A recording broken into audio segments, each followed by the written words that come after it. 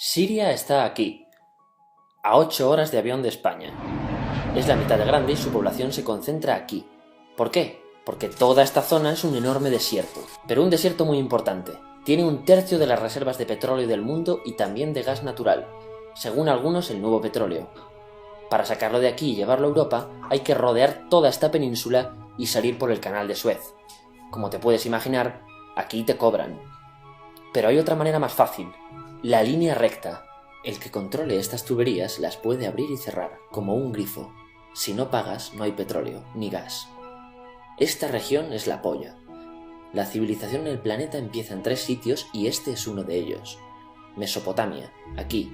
Sumer, que te sonará menos, pero es el puto inicio de todo. Aquí también. ¿Recuerdas la Torre de Babel de la Biblia? La hicieron estos tíos. Egipto, aquí.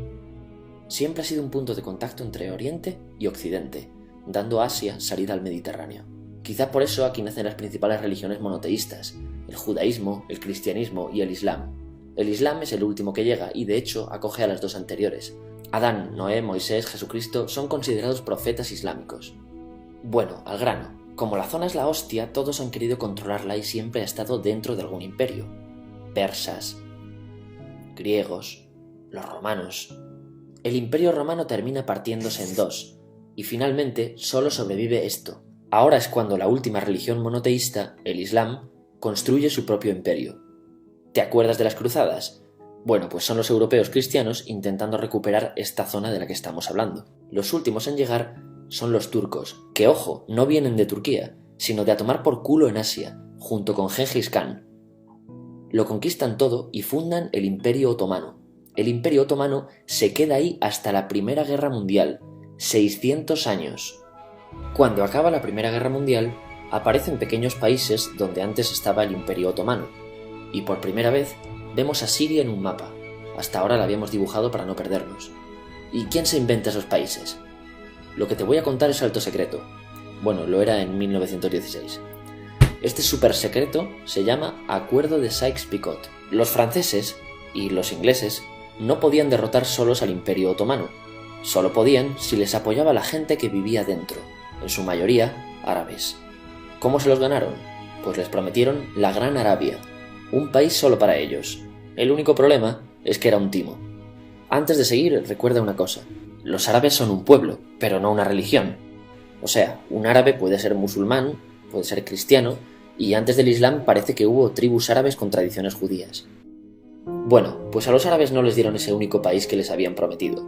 En su lugar, franceses y británicos crearon muchos países pequeños. Estos países, obviamente, no eran países de verdad, sino zonas bajo su control con gobernantes puestos por ellos. Durante este tiempo hacen lo que quieren con la zona. Recuerda que hay petróleo. Siria, aunque no tiene grandes reservas, tiene fácil salida al mar, y Francia, que es la que se ha quedado con Siria, se lo da a compañías extranjeras. Después de la Segunda Guerra Mundial, los europeos se van. En el caso de Siria, son echados a patadas.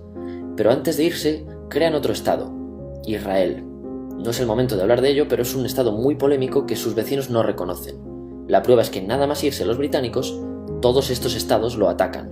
La zona, a partir de ahora, va a ser una puta bomba de relojería. ¿Y mientras qué pasa en Siria? Bueno, pues no es muy estable. Tiene golpes de estado constantes.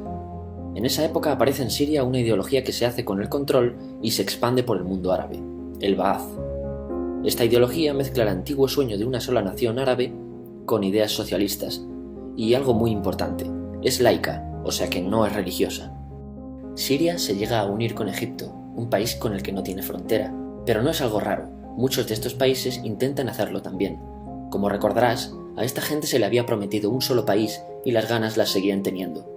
Pero la unión falla. En este tiempo Egipto les convence para nacionalizar el petróleo. En Siria, Al-Assad, el padre del Assad de ahora, se convierte en jefe del estado Ba'ath. En Irak, también Ba'ath, comienza a ganar fuerza Saddam Hussein. Las diferencias entre ambos países dividen a los partidos Ba'ath de otros países en pro-Siria o pro-Irak. Ahora ocurre la Guerra Fría. El mundo se divide en 2. O eres de Estados Unidos o de la Unión Soviética. Son años muy movidos en los que se pegan constantemente con Israel, invaden su vecino Líbano y comienza una oposición islamista al régimen Ba'ath de Assad, los hermanos musulmanes. Vale, volvamos atrás un momento. Recuerdas que la mayoría de árabes eran musulmanes, ¿verdad? Pues dentro de los musulmanes hay 2 ramas fundamentales, los suníes, la mayoría, y los chiíes. En el caso de Siria, a pesar de ser un estado laico, los gobernantes como Assad y jefes militares eran chiíes, los cuales representan menos del 13%. En cambio, casi el 70% de la población es suní. Un dato curioso es que los cristianos son casi el 10%. Que los chiíes controlen el gobierno y el ejército mosquea a la población suní, y este sentimiento es aprovechado por los hermanos musulmanes, islamistas radicales suníes. Estos toman las armas en la ciudad de Hama en contra del gobierno, y Assad acaba con la revuelta a costa de matar miles de civiles y encarcelar a mucha gente. En el año 2000, Assad padre muere y le sucede Assad hijo. Ante las presiones libera a muchos presos, trae internet y esperanzas de cambio. Hay un periodo de gran debate político y aparece la oposición. También vuelven los hermanos musulmanes. Los siguientes años son difíciles, arrestan a la oposición, y Bush incluye Siria en el eje del mal, y esto la aísla. Está mal visto negociar con Siria. Los kurdos, un pueblo que vive distribuido por varios países de la zona, empiezan a protestar también. Hay represión y muertos. En 2011, te sonará esto, ocurre la Primavera Árabe. ¿Qué es esto? Bueno, es una protesta que se va propagando por todos los países árabes pidiendo más democracia.